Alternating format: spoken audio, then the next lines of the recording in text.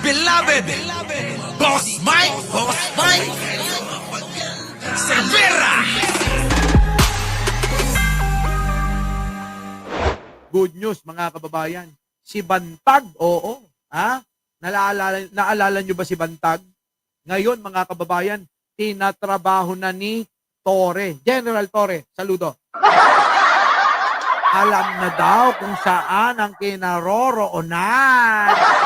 Tandaan nyo, si General Bato, walang kinatatakutan. Yung KOJC compound, hinarangan ng mga tatanga-tangang taga-suporta niyan. Hindi ininda. Ngayon, ikaw, Bantag, ha? Makinig ka.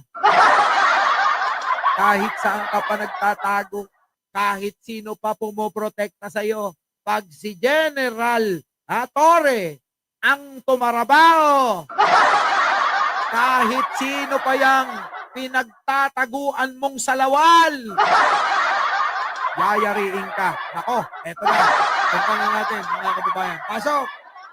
2 taon nang wanted ang dating Bureau of Corrections Director na si General Gerald Bantag sa kasong pagpatay. Ngayon, sinabi ni Philippine National Police Chief General Nicolas Torre III sa panayam sa DZMM na may lead na sa kinaroroonan ni Bantag at nagpapatuloy ang intelligence operations para masakote siya. Nako, yan na. Kita nyo, si General Torre lang pala ang hinahantay. Kita nyo? Si General Torre lang ang hinahantay para mahuli yan. Lang yan, ang bilis ano? Kauupo lang nung isang araw. Ngayon mga kababayan, may resulta na, may report na alam na kung saan ang kinaroroonan. Ngayon, mga kababayan, tandaan nyo, itong si Bantag ang pinagtanggol na naman ng mga tauhan ni Digunyo. Yung mga vlogger ni Digunyo, mga kababayan, ito yung pinagtatanggol, oo. Kita nyo yung tatlong mukhang bulldog. Isang aspin, isang bulldog, at isang chihuahua. Oo! Yung ganon, yung tatlo na yun, in-interview to. Yung isang bakulaw, mga kababayan, gumagano na parang gorilla. Naalala nyo ba yun? Yung pinakita natin, parang gorilla, gumagano. Wala namang partisipasyon. Wala namang partisipasyon. Gumagano lang,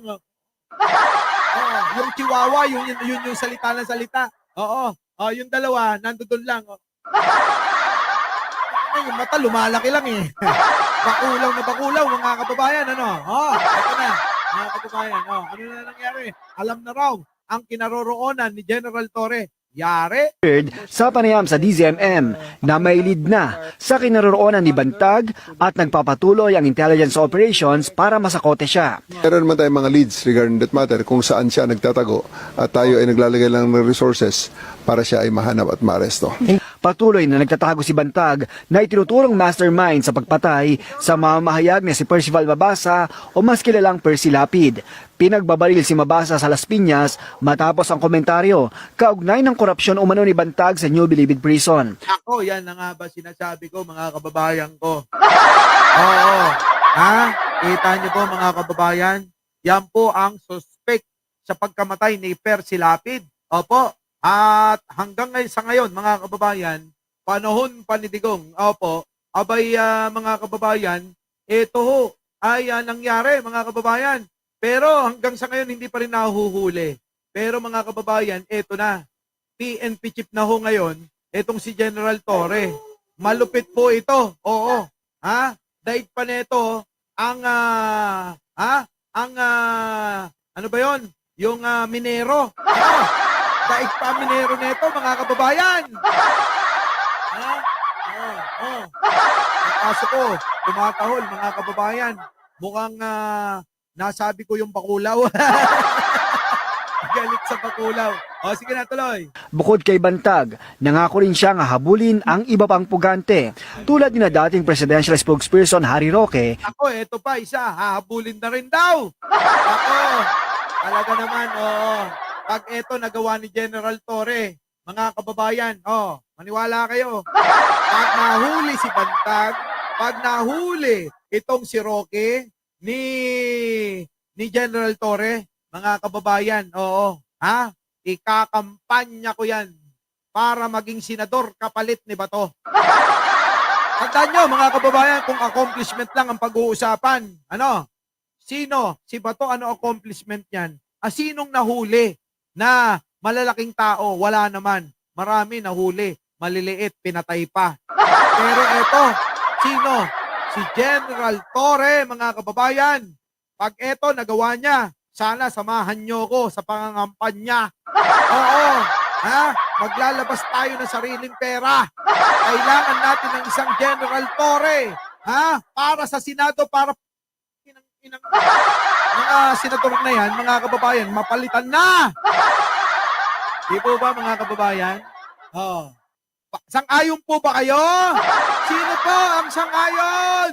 Sang-ayon po ba kayo na maging senador?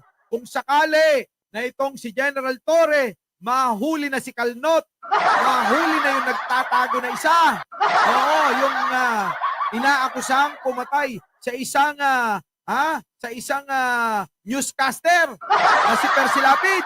Payag ba kayo? Kung payag kayo, mga kababayan, oo, paki naman, press 1. Tandaan nyo, mga kababayan, wag nating kalimutan.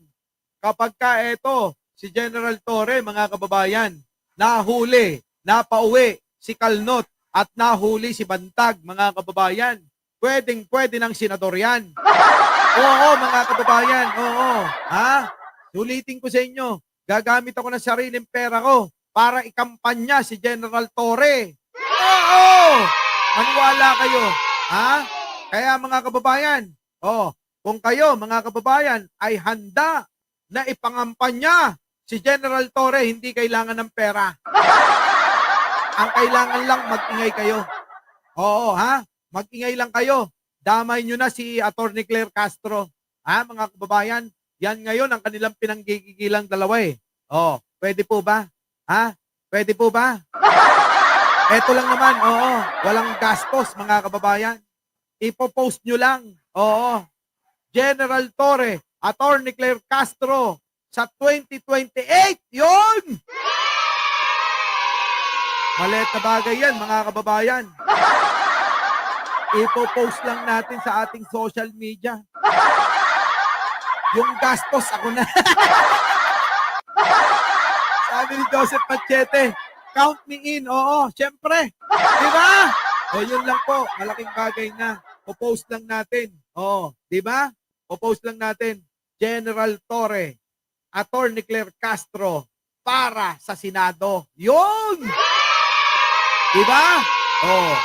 Kita nyo naman yung ambag kung ikukumpara nyo kay Bato lang. Diba, mga kababayan? Kung ikukumpara nyo kay Bato lang, walang-wala yan. Oo. Walang binatbat, mga kababayan. Kaya gusto nyo, ganito na lang. Pwede kaya na mag-isip bata muna. Isip bata muna tayo. Kapag nanalo si Bato ng suntukan kay General Torre, kanino kayo, mga kababayan? Pusta. Pag nanalo ng suntukan si Bato kay General Torre, mga kababayan, nako! Magpapakain ako ng isang barangay. Okay ba yun, mga kababayan? Kapag nanalo si Bato kay General Torre, kapag kinaya yung muscle ni General Torre, maskulado yun, mga kababayan. Pag nakita nyo yung muscle ni General Torre, nako, Diyos ko po, parang muscle ni Derek Ramsey. Diba? Ganun yun eh. Our beloved Boss Mike!